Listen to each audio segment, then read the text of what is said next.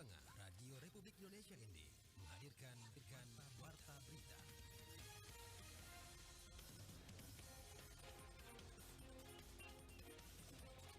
Selamat pagi saudara, Anda mendengarkan Warta Berita edisi pagi hari ini, Rabu 23 Agustus 2023 dengan sari berita. ASEAN Ministerial Meeting on Transnational Crime (AMMTC) ke-17 di Labuan Bajo menghasilkan 16 dokumen. Pada momentum pemilu 2024 mendatang, RRI bertanggung jawab untuk ikut mencerdaskan pemilih Indonesia. Bersama saya, Femi Sareora, inilah berita selengkapnya.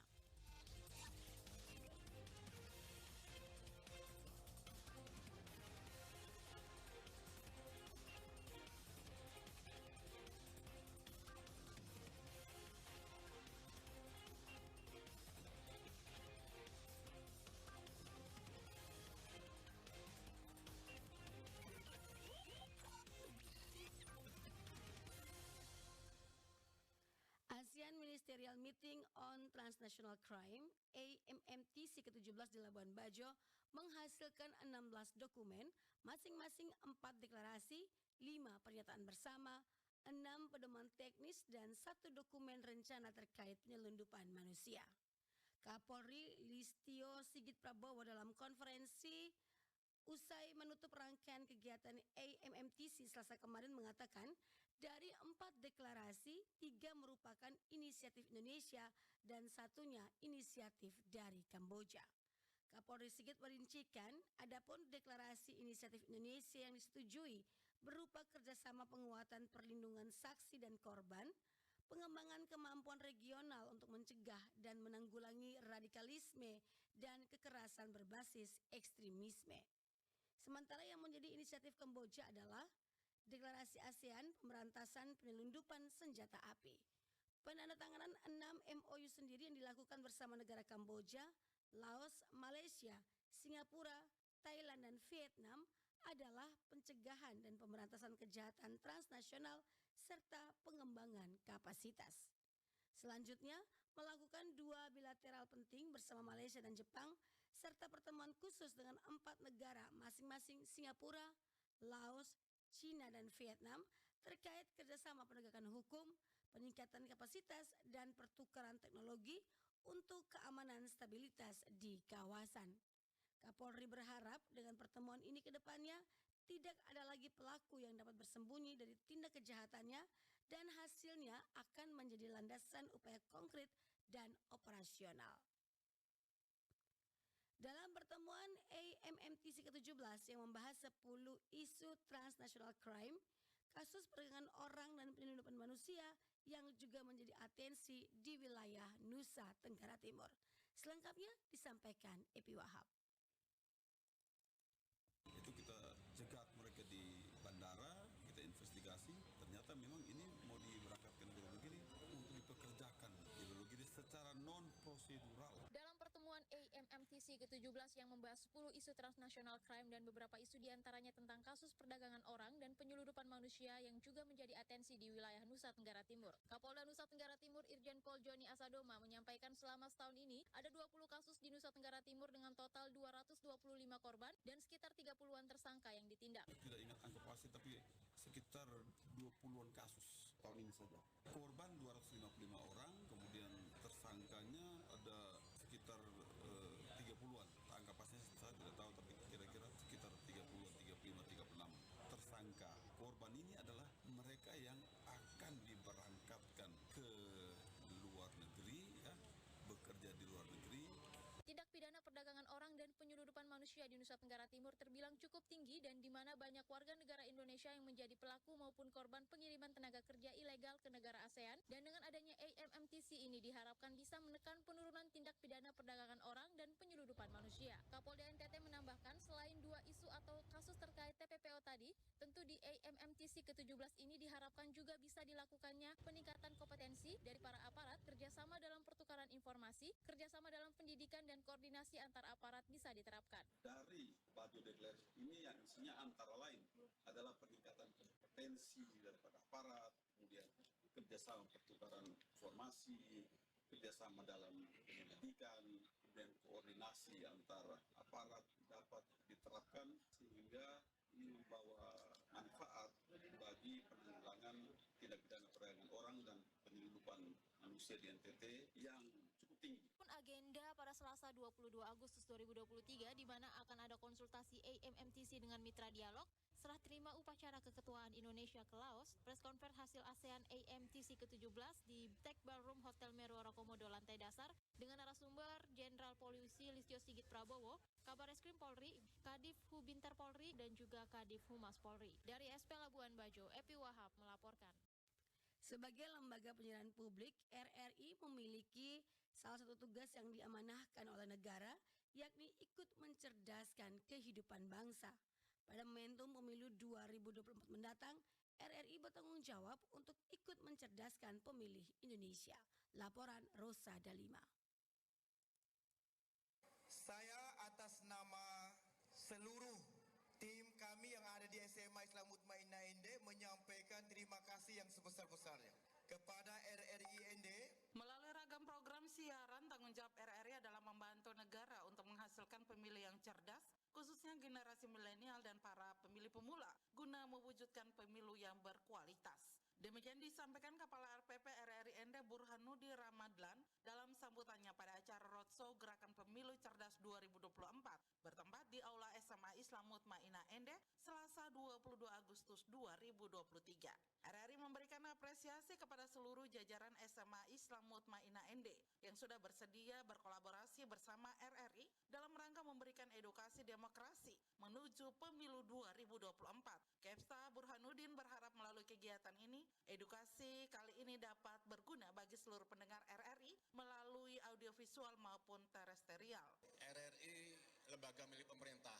Tugasnya salah satu visinya ikut mencerdaskan bangsa masyarakat melalui pendidikan, informasi, dan hiburan. Dalam kaitannya pemilu yang akan diselenggarakan oleh pemerintah 2024, tentunya kita bertanggung jawab untuk menyampaikan informasi-informasi baik di internal atau outdoor, tentu saja yang pada hari ini kita laksanakan dengan mengundang beberapa narasumber yang berkompeten dari Bawaslu, KPU, dan unsur penulis. Sementara itu, Kepala Sekolah SMA Islam Mutmainah ND Lukman Puarangga di kesempatan yang sama juga mengatakan mewakili seluruh tim Mutmainah dirinya merasa bangga atas kerjasama yang dibangun. Melalui roadshow ini, Mutmainah setidaknya juga diberikan peran dalam memberikan pendidikan politik yang baik dan benar kepada seluruh pemilih pemula yang hadir. Jadi kami sekali lagi menyampaikan ucapan terima kasih yang sebesar-besarnya. Kegiatan yang dilakukan ini menurut kami sangat bermanfaat karena di depan kami ini, di depan kita semua ini adalah pemilih-pemilih pemula. Mereka memang harus diberikan pendidikan ataupun pengetahuan ataupun ilmu bagaimana cara memilih yang benar, yang cerdas sesuai dengan tuntutan atau tuntunan undang-undang. Sehingga mereka bisa tahu mana yang harus dipilih, mana yang tidak harus dipilih sesuai dengan rekam jejak seperti yang sudah dijelaskan tadi oleh 3 pemateri. Roadshow Gerakan Cerdas Memilih melibatkan sedikitnya 300-an siswa SMA dari Mutmainah, Muhammadiyah, SMA Katolik Fraterandau, Mas Wali Sanga, SMK Perikanan Tarbiyah, dan SMA Negeri 2 ND. RRI ND Rosa Dalima melaporkan. Anggota DPRD ND dari fraksi Demokrat Mahmud Zega menyoroti kinerja pemerintah Kabupaten ND melalui pelayanan administrasi kependudukan di kantor Dinas Kependudukan dan Catatan Sipil kurang maksimal karena tidak didukung dengan sarana prasarana yang memadai. Laporan Rofinusula. Anggota DPRD ND dari fraksi Demokrat menyoroti kinerja pemerintah Kabupaten ND melalui pelayanan administrasi kependudukan di kantor Dinas Kependudukan dan Catatan Sipil kurang maksimal karena tidak didukung dengan sarana prasarana yang memadai. Hal itu disampaikan anggota Komisi 1 DPRD ND dari fraksi Demokrat Mahmud Zega Bento kepada RRI di ND. Bento mengatakan negara berkewajiban memenuhi setiap kebutuhan warga negara melalui suatu sistem pemerintah yang mendukung terciptanya penyelenggaraan pelayanan publik yang prima dalam rangka memenuhi kebutuhan dasar dan hak sipil setiap warga negara atas pelayanan administratif. Bento menjelaskan pelayanan administratif atau pelayanan dokumen oleh pemerintah pemerintah seperti yang dilaksanakan Dinas Kependudukan dan Catatan Sipil Kabupaten Ende perlu didukung dengan sarana prasarana yang memadai sehingga tercipta penyelenggaraan pelayanan publik yang optimal dalam memenuhi kebutuhan hak dasar dan hak sipil setiap warga.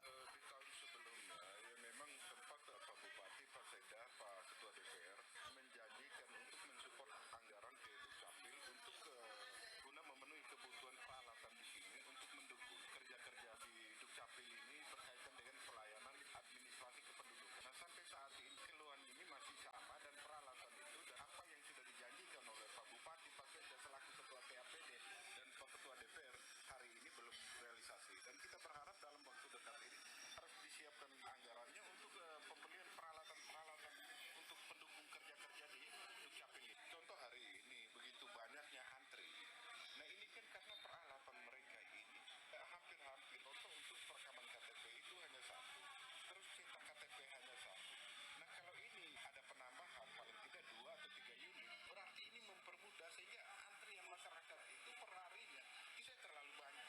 Di tahun sebelumnya Bupati Ende, Sekda Ende dan Ketua DPRD Ende telah menjanjikan untuk mensupport anggaran ke Dinas Kependudukan dan Catatan Sipil Kabupaten Ende guna memenuhi kebutuhan peralatan dalam mendukung kerja-kerja Dinas Kependudukan dan Catatan Sipil berkaitan dengan pelayanan administrasi kependudukan bagi warga. Bento mengatakan apa yang sudah dijanjikan oleh Bupati, Pak Sekda dan Ketua DPRD Ende sampai hari ini belum ada realisasi. Selaku anggota Komisi 1 DPRD Ende dari fraksi Demokrat mengharapkan kepada pemerintah Kabupaten Ende harus menyiapkan anggaran untuk pembelian peralatan dalam mendukung kerja-kerja di kantor Dukcapil Ende dalam memberikan pelayanan kepada masyarakat. Sementara untuk peningkatan kualitas pelayanan administrasi kependudukan Dukcapil Ende telah berupaya maksimal dengan inovasi pelayanan jemput bola, maka pemerintah Kabupaten Ende perlu mensupport anggaran sehingga kerja-kerja Dinas Kependudukan bisa optimal dalam memberikan pelayanan dokumen kependudukan kepada masyarakat karena sarana dan prasarana adalah alat penunjang keberhasilan suatu proses upaya yang dilakukan dalam pelayanan publik terutama pelayanan administrasi kependudukan. RRI Ende Rufinus Fula melaporkan.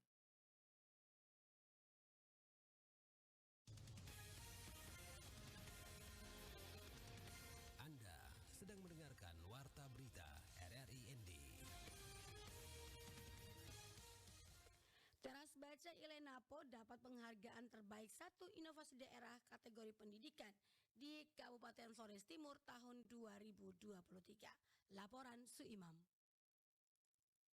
Guru SMP Negeri 1 Solor Timur, Diondani, kepada RRI, Selasa 22 Agustus 2023 menjelaskan, uniknya Teras Baca Ilenapo mendapatkan predikat pertama dalam kategori pendidikan dikarenakan literasi diintegrasikan atau dikaitkan dengan kehidupan sehari-hari dengan berbagai macam masalah yang ditemukan di masyarakat. Menurutnya, penghargaan ini merupakan sebuah bonus dan juga sebagai pemantik agar tetap berkarya untuk kedepannya. Terharu dan bangga dan terima kasih kepada Pemda Kabupaten Flores Timur bahwa sekecil apapun apresiasi itu sebenarnya sangat berharga sebagai pemantik untuk orang-orang berkarya supaya para pegiat-pegiat bisa berkarya, terus masyarakat Kabupaten Flores Timur juga bisa berkarya, gitu, semangat lagi. Dikatakan Dion, dengan mendapatkan penghargaan terbaik 1, diharapkan Teras Baca Ilenapo semakin banyak yang tahu sehingga bisa memajukan pendidikan di wilayah Solor Timur. Dengan mengikuti lomba ini semakin banyak yang tahu gitu, kita terus adik-adik juga semakin bersemangat, terus sebagai pemantik atau penyemangat juga untuk para relawan di Teras Baca Ilenapo, dan harapan saya pemerintah bisa bekerja sama, misalnya dari pemerintah daerah, Kabupaten Flores Timur bisa bekerja sama dan saling support. Ia melanjutkan, Teras Baca Ilenapo selain setiap hari membuka wadah belajar dan bermain untuk anak-anak di Pulau Solor Timur, pihaknya juga melakukan pelayanan jemput bola turun ke sekolah-sekolah dengan melakukan program yang sekarang dengan berkampanye, open donasi, dan bekerja sama dengan komunitas-komunitas di luar bagaimana melihat fasilitas-fasilitas sekolah yang terkait dengan literasi. Ancaman akan krisis pangan dan identitas budaya sudah di depan mata dan masyarakat perlu lebih peduli akan 2 isu tersebut. Laporan Lady Badin. Ancaman krisis pangan dan identitas budaya saat ini telah menjadi isu global yang perlu dicermati oleh masyarakat. Founder Kampus Tanpa Dinding Isberibe kepada RRI mengungkapkan bahwa fenomena perubahan iklim yang terjadi saat ini, juga pandemi COVID-19 dan konflik perang yang terjadi, berdampak pada ketidakstabilan pangan di dunia sehingga banyak negara-negara di dunia mengalami krisis pangan. Isberibe juga ungkapkan krisis identitas budaya pun semakin terasa begitu kuat mendera seiring dengan semakin berkembangnya teknologi dan perubahan gaya hidup manusia. Krisis pangan untuk prediksi masa depan masih menjadi ancaman yang sangat besar. Sementara krisis identitas budaya telah tampak dan dampaknya sangat kita rasakan. Dan ini sangat terlihat ketika tahun lalu kami melakukan kegiatan literasi pangan di masyarakat adat Saga. Orang hanya sedikit melihat bahwa pangan itu menjadi identitasnya. Karena apa? Generasi muda sekarang ini mereka sudah meninggalkan. Karena kita yang orang-orang tua atau penggerak-penggerak di bidang pangan belum terlalu banyak melibatkan anak-anak muda kita untuk gerakan mengembalikan identitas budaya pangan. Dirinya mengungkapkan lewat berbagai ancaman krisis yang terjadi saat ini, pihaknya dan juga Nusantara Code telah melakukan gerakan budaya pangan untuk kedaulatan pangan yang tentu saja perlu didukung oleh semua pihak agar membuat kesadaran bersama dan menggerakkan kembali budaya pangan lokal masyarakat yang di dalamnya mengandung unsur-unsur yang bisa dibuktikan secara ilmiah untuk mempertahankan kedaulatan pangan di daerah sekaligus menjadi kekuatan melawan krisis identitas budaya. Sebenarnya kalau kita mau melihat sejarah untuk orang Indonesia, pada zaman dahulu Indonesia adalah sebuah negara yang sangat subur dan berkelimpahan. Kalau sekarang hampir setiap tahun pemerintah kita melakukan impor untuk berbagai jenis pangan, dan itu adalah sebuah kenyataan. Dari situ kita juga melihat praktik-praktik pertanian yang mengedepankan pelestarian pangan untuk menjaga kedaulatan pangan itu juga sudah semakin mundur. Makanya ketika teman-teman dari Nusantara Code menginisiasi kegiatan ini, maka kami merasa bahwa ini juga merupakan salah satu kebutuhan bagi orang-orang kita, terutama anak-anak muda kita yang ada di Inde. Saat ini Kampus Tanpa Dinding didukung oleh Nusantara Code dan Fakultas Pertanian Universitas Flores ND terus berupaya membuat gerakan budaya pangan untuk kedaulatan pangan, khususnya di Kabupaten ND, agar kembali mengangkat pangan lokal menjadi tuan rumah di daerahnya sendiri, sekaligus membantu pemerintah menghadapi krisis pangan global. RRI ND Lady Badin melaporkan. Masyarakat adat Kampung Gurusina Desa Watumanu, Kecamatan Jerebuu, Kabupaten Ngada tetap mempertahankan tradisi Waesao yang merupakan tradisi leluhur yang berhubungan dengan pengatapan rumah adat dari alang-alang yang disusun rapi untuk memberikan perlindungan dari hujan dan panas terik matahari, sekaligus merupakan simbol keagungan dan kebesaran serta kesucian para leluhur yang harus dijaga dan dihormati serta diwariskan kepada anak cucu. Selengkapnya Ferry Soo melaporkan.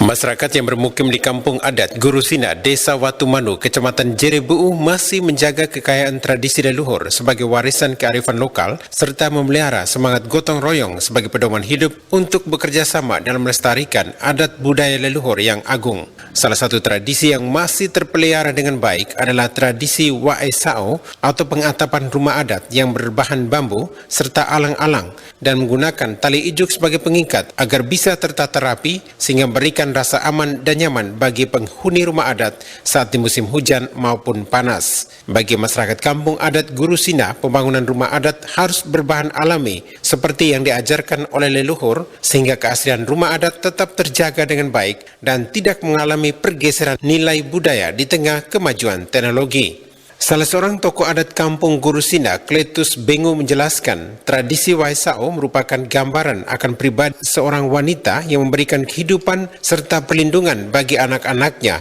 dan merupakan simbol keagungan serta kesucian leluhur yang harus dijaga dan dirawat oleh generasi selanjutnya sampai kapanpun. itu suatu rumah itu dia ibaratnya seorang perempuan yang melindungi anak-anak di dalam rumahnya. Ibaratnya Sao itu adalah seorang perempuan. Itu dia menghimpun, dia melindungi anak-anaknya di dalam rumah. Itu sehingga dia ada tidur di atas, ada badannya di dalam rumah, ada kakinya di bawah. Jadi dia ibaratnya seorang manusia. Tuwai itu berarti dia melindungi anak-anak di dalam rumah itu supaya terhindar daripada bahaya-bahaya. Kampung adat Gurusina merupakan salah satu destinasi wisata megalitikum yang banyak diminati oleh wisatawan asing karena memiliki tatanan rumah adat yang bertingkat serta memiliki pesona pemandangan alam perbukitan yang asri dan masih mempertahankan tradisi leluhur dalam kehidupan sehari-hari. RRI ND Feriso melaporkan. Sekian warta berita pagi hari ini. Mewakili kerabat kerja yang bertugas, saya Femi Saraora. Selamat pagi dan sampai jumpa.